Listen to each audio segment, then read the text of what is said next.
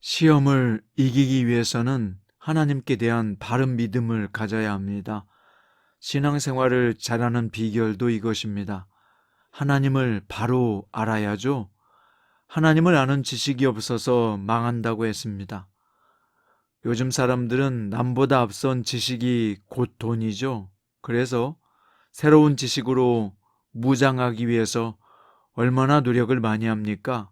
학원도 다니고 인터넷 검색도 하고 온라인 클래스 같은 것에 등록해서 열심히 배웁니다. 그것도 중요하지만 먼저 알아야 할 것은 하나님입니다. 특히 그리스도인으로서 하나님을 아는 것이 우선적인 선지식이죠. 오늘 본문은 야고보서 2장 12절부터 27절이고요. 그 중에서 13절부터 15절 읽습니다.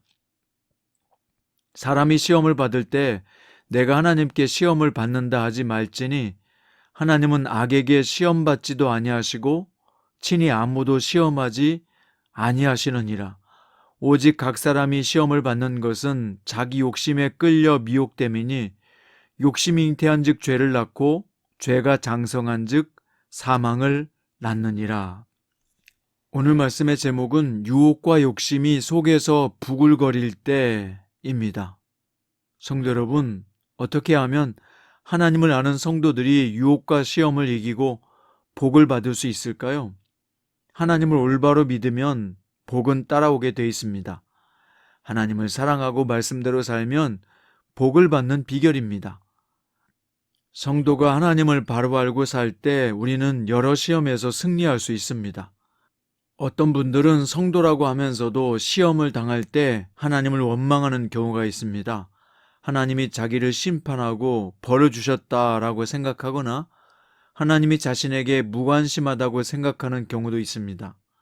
13절에 보면 사람이 시험을 받을 때 내가 하나님께 시험을 받는다 하지 말지니 라고 했는데요. 시험을 받을 때를 NIV 성경에 when tempted 라고 되어 있습니다.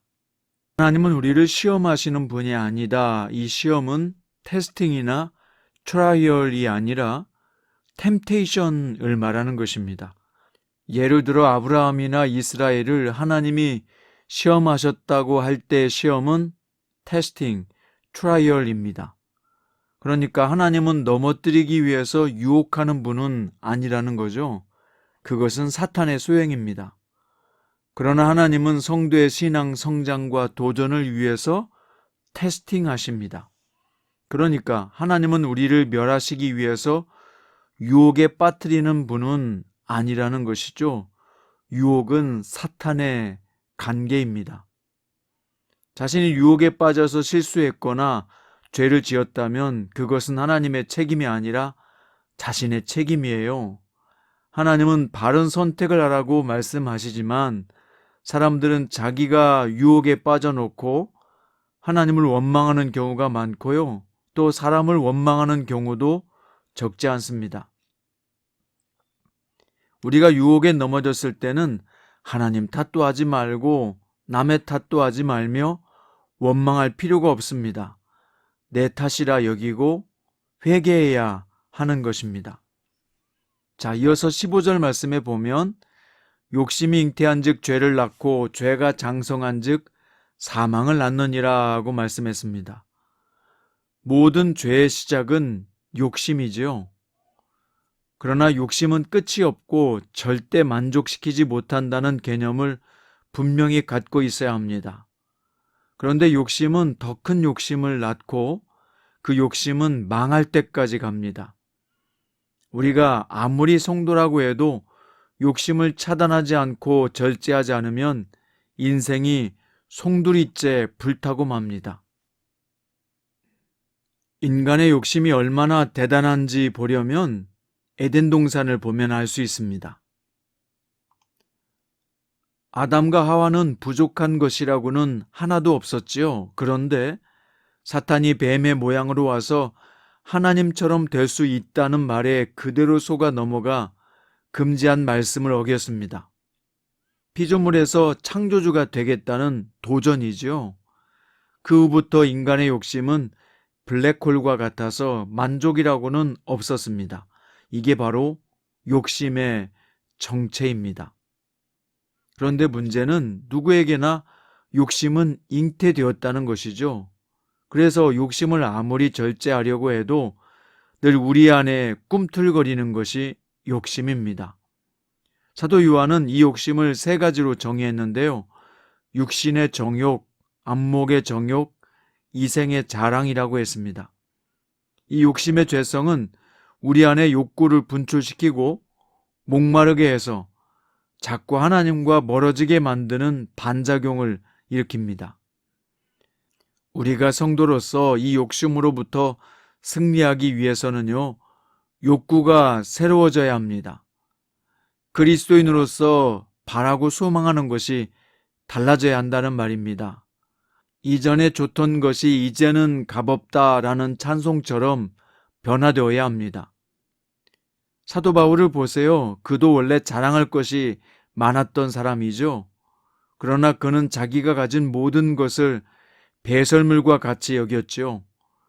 바울처럼 예수님 밖에는 자랑할 것이 없는 사람, 그가 바로 그리스도인입니다.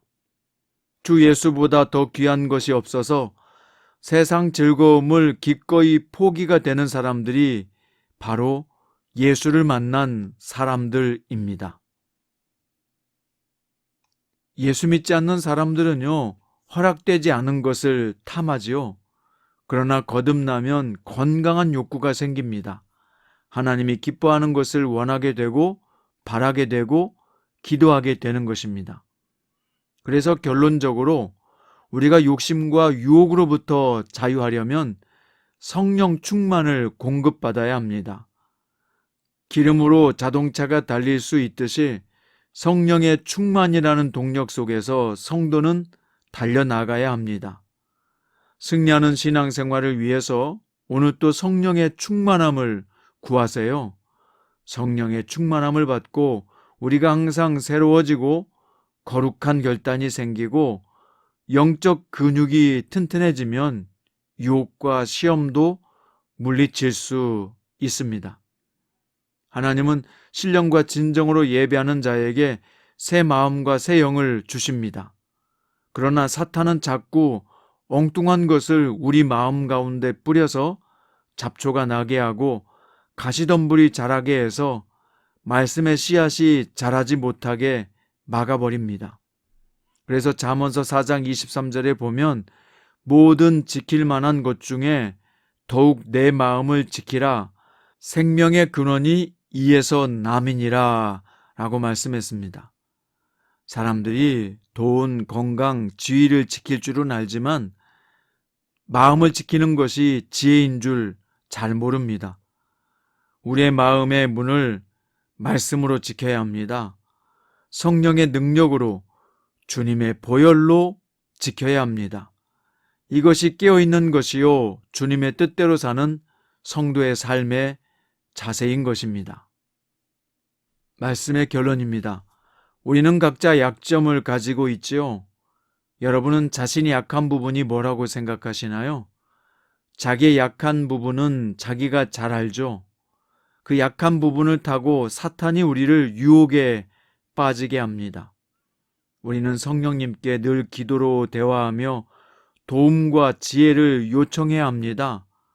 또한 자신의 연약함을 이길 수 있는 말씀을 묵상하고 그 말씀으로 물리쳐야 합니다. 그리하면 미혹해하는 유혹은 물러가고 성령님이 함께하고 천사가 수종드는 권세 있는 성도가 될 것입니다. 사랑하는 성장 큐티 가족 여러분, 하나님 앞에서 우리들은 소중하고 존귀한 존재들입니다. 예수 그리스도를 통해 하나님의 자녀라는 신분을 얻었기 때문입니다. 오늘도 자신이 얼마나 중요한지, 하나님이 얼마나 관심과 애정을 가지고 자신을 바라보는지 깨달을 수 있기를 바랍니다. 그리고 유혹과 욕심을 이기고 오늘 또 조금씩 성장해 나아가시기를 주님의 이름으로 축원드립니다. 기도드립니다. 사랑하는 성령님, 우리가 사탄이 주는 유혹에 흔들리지 않게 하시고 재물과 명예로서 서로를 평가하지 않게 하시며 하나님의 귀한 자녀로 서로를 바라보게 하옵소서. 그리고 가장 귀한 복이 하나님께로부터 온다는 것을 깨닫고 말씀으로 악한 것을 물리치고 승리하도록 성령님 오늘 또 우리를 지켜주시고 도와주시고 지혜를 허락하여 주옵소서. 우리의 영원한 구세주 되시는 예수님의 이름으로 기도드립니다.